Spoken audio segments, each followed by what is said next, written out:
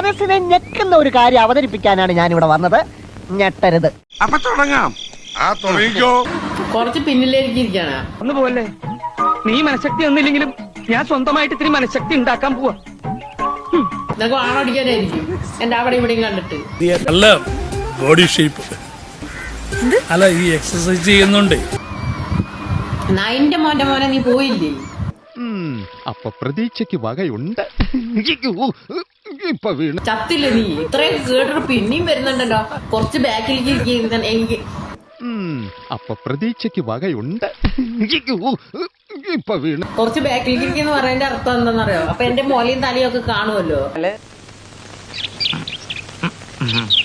പറയടി. ഞാൻ പറയട്ടെ. അപ്പൊ അവന് കിടന്ന് മടക്കാലോ, വാണടിക്കാലോ. അതിന് എന്താ പെണ്ണ് പറഞ്ഞിട്ട് പോയത്? കേട്ടിട്ട് കൊതിയായിട്ട് പാടില്ല. എന്നെ ബാക്കിലേക്ക് ഇരുത്തുക. തൊട്ടടുത്താ ഞാൻ താമസിക്കുന്നത്. എന്താവശ്യം ഉണ്ടെങ്കിലും. എല്ലാവർക്കും സന്തോഷമായല്ലോ. എനിക്ക് സന്തോഷമായി. എല്ലാവർക്കും പിരിഞ്ഞു പോവാം. ഞാൻ പോകുന്നു. Bye bye.